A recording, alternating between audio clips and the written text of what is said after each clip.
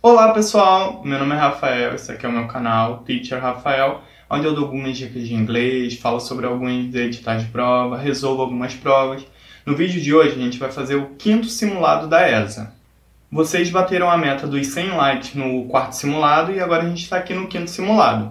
Então já vai deixando o seu like, que se esse vídeo aqui bater 100 likes a gente passa para o sexto simulado já. Então já deixe seu like se você ainda não é inscrito no canal. Aproveite esse momento e se inscreve no canal e bora pro vídeo.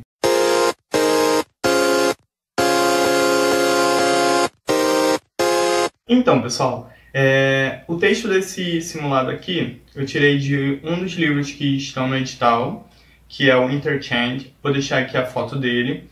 É um dos livros que o edital da ESA pede, tá? E a gente vai para o quinto simulado. A questão do 1 ao 4 vai ser sobre a interpretação de texto, então eu vou traduzir aqui o texto com vocês e a gente começa a resolver a questão. Meg Martin e Kate O'Brien conversam online quase todo dia. Meg é uma estudante de intercâmbio dos Estados Unidos, ela está estudando no México, e a Kate está nos Estados Unidos. A Meg diz assim: "Oi, e aí?" Aí a Kate responde: "Oi, Meg. O que você está fazendo?" "Eu estou sentada na minha cama com meu laptop e estou fazendo meu dever de casa." "Em que você está trabalhando?" "Eu estou escrevendo um artigo para aula de espanhol." "Onde você está?" "Eu estou em um café com a minha amiga Carmen. Eu estou tomando café e ela está falando ao telefone lá fora." "Como está sua família?" "Todos eles estão bem. Meu pai está assistindo um jogo de beisebol com seus amigos. Minha mãe está fazendo compra." "Onde está o seu irmão?" "O John está jogando futebol no parque." "Ah, espera. Meu telefone está tocando. A minha mãe está me ligando. Eu tenho que ir. Tchau." "Ok, tchau." Então esse foi o texto. Aí a primeira pergunta é: leia as frases e marque se elas são verdadeiras ou falsas. Primeira frase: a Meg está sentada na cama dela com o laptop dela. Segundo, a Kate está fazendo o trabalho de casa. Terceira, a Meg está em um café com a amiga Carmen. E a quarta, os pais da Kate estão assistindo um jogo de beisebol. Então, a primeira frase diz que a Meg está sentada na cama dela com o laptop dela. E essa frase é falsa. Não é a Meg que está sentada na cama. Quem está sentada é a Kate. Então, você sabendo que a primeira é falsa, você tem a letra A e a letra C. A segunda diz que a Kate está fazendo o trabalho de casa dela. Essa frase é verdadeira. Então, sabendo isso, você já mata gabarito letra A, que a primeira foi falsa, a segunda é verdadeira. A terceira é verdadeira, a Meg está em um café com a amiga dela, Carmen. E a quarta diz que os pais da Kate estão assistindo um jogo de beisebol. E não, ela é falsa, só o pai da Kate está assistindo. A mãe da Kate está fazendo compra. Então, gabarito letra A.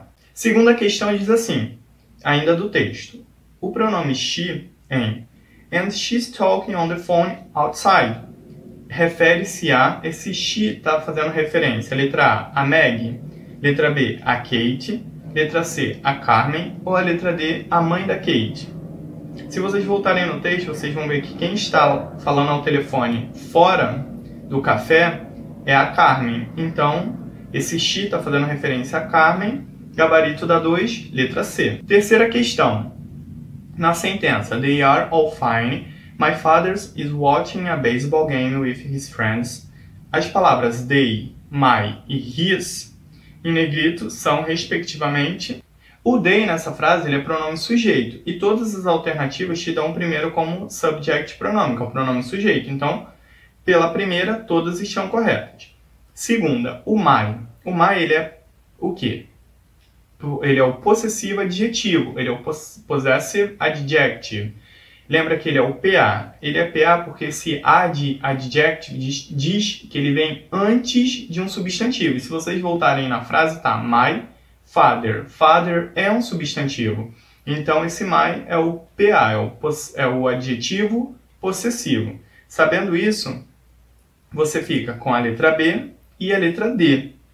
O terceiro, o his sozinho, ele pode tanto ser o pronome possessivo quanto possessivo adjetivo. Só que aí, como é que a gente tem um contexto, a gente consegue ver. O his, na frase tá, his friends. Ele está vindo antes de um substantivo. Se ele está vindo antes de um substantivo, ele só pode ser o possessivo adjetivo, o PA. Então, na letra B, diz que ele é o possessivo adjetivo, então a letra B é o nosso gabarito. Quarta questão. A quarta questão, ela ainda é do texto e tá assim, ó. Nessa sentença, John's playing soccer in the park. No simple present, essa frase, ela tem o verbo to be e o verbo principal com ing. Então, quer dizer que ela está no present continuous. A alternativa quer que você passe para o presente simples, o simple present. Então, a primeira coisa que a gente vai fazer é tirar o verbo to be, vai perder esse is, porque o verbo principal é o verbo play. Como é terceira pessoa, o verbo sofre alteração. Ele pode receber S, ES ou IES.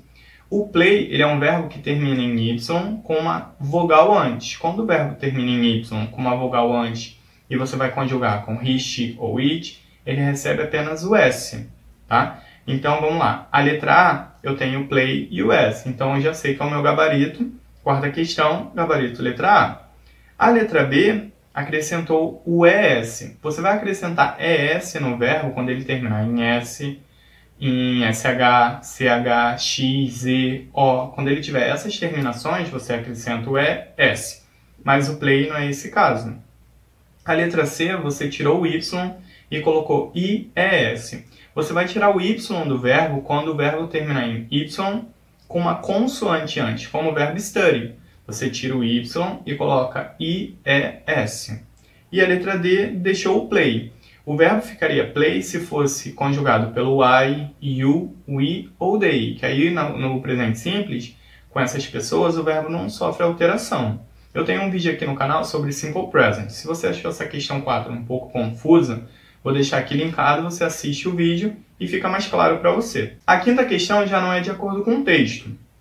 E ela diz assim, escolha a alternativa correta. E aí a frase é, have you got friends? E as opções são A, much, letra B, many, letra C, much of, letra D, many of. Essa questão 5 é de quantificadores. E aí nós temos friends depois do espaço. Friends é um substantivo contável. Se ele é contável, então você não pode usar o much, porque o much é para substantivos incontáveis. E te sobra só a letra B, o many. Então, questão 5, gabarito letra B. Questão 6. Escolha a alternativa correta. Aí a frase é, we like films, so we got to the movies theater. E aí nós temos o a lot of, o a lot, o many e o much. Aqui no caso, no final da frase, a gente sempre vai usar o a lot. Então, gabarito letra B.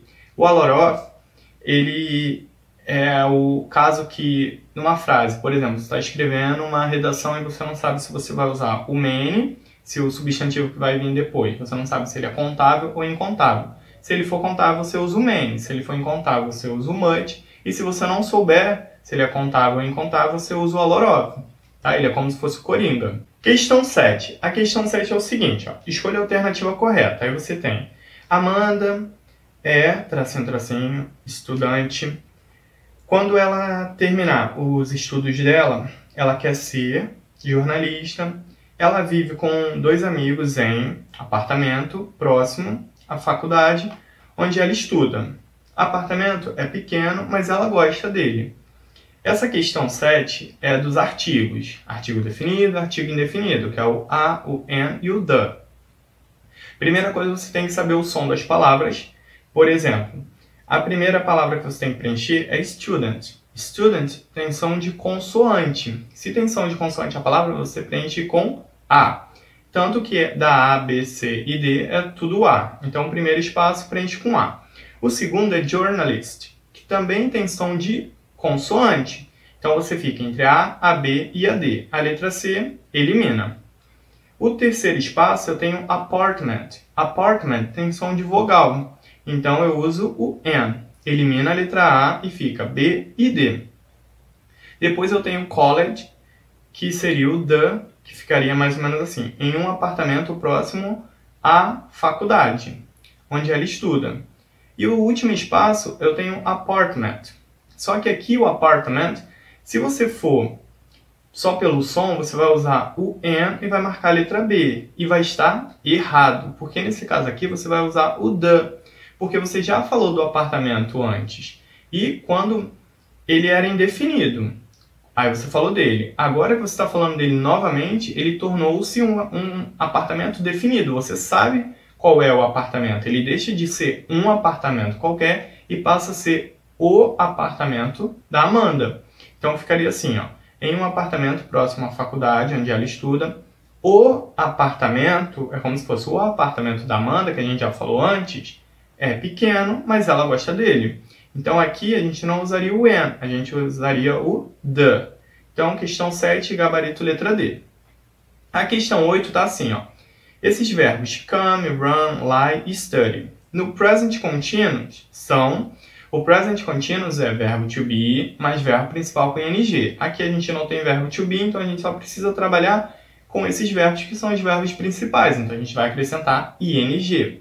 Aqui no canal eu também tenho um vídeo sobre present continuous, então se você não se garante muito no present continuous ou ainda tem um pouco de dificuldade, eu vou deixar aqui linkado. Você, depois que terminar de fazer o simulado, dá uma assistida lá no present continuous, ok? Então, o primeiro é o come. O verbo, quando ele termina em e, quando ele vai receber ing, você tem que tirar o e e acrescentar o ing. Então, você elimina a, elimina a b, fica entre a c e a d. O run, ele é um verbo curto, de uma sílaba só, e ele é consoante, vogal, consoante. Quando o verbo é consoante, vogal, consoante, o que a gente tem que fazer? A gente tem que dobrar a última consoante, que nesse caso é o n. Então, vai ficar running. Tanto a C quanto a D estão corretas. O lie, os verbos que terminam em IE, como lie, die, tie, eles perdem esse IE, ganham um Y mais o ING. E nisso, a letra D é eliminada, porque a letra D continua o I e o Y. Então, a letra C é o nosso gabarito. A gente não precisa nem ver como é que o study vai funcionar. O study, ele é um verbo que terminou em Y, e você não tem que tirar o Y, tá? Você tem que acrescentar o ing, apenas isso. Tá? Aqui a regra de terminou em Y com consoante ou vogal antes não funciona. Tanto com consoante quanto com vogal antes do Y, você acrescenta o ing e não mexe no Y. Questão 9. A questão 9, ela fala sobre os comparativos. E aqui você está trabalhando adjetivo no comparativo. Você tem o adjetivo old, thin, easy e far. O old é velho, o thin é magro, o easy é fácil e o far é longe. Aqui no caso, você tem que ir pela ideia do comparativo. Lembrando que o comparativo, quando os adjetivos são curtos, iguais a esses, você acrescenta ER, tá? Então, o old, ele vai receber o ER, vai ficar older, mais velho. Então, todas as alternativas servem. O segundo, o thin, ele é um adjetivo curto que termina em consoante, vogal, consoante. O H é uma consoante, o I uma vogal e o N uma consoante. Então, o que acontece? A gente dobra a última consoante. Você vai dobrar o N. E nisso você elimina a letra A. Fica a letra B, a letra C e a letra D. O easy, quando o adjetivo termina em Y, você tem que tirar o Y e acrescentar o IER. É como se o Y virasse um I. E aqui o único que está respeitando essa regra de tirar o Y e acrescentar o IER é a letra B e a letra D. A letra A já tinha sido eliminada, a letra C elimina agora e vai ficar entre a B e a D. O far, ele é um adjetivo irregular. Ele não vai ter essa regra de receber o ER apenas, tá? Ele vai mudar a forma dele, é como se fosse o adjetivo good que vira better, tá?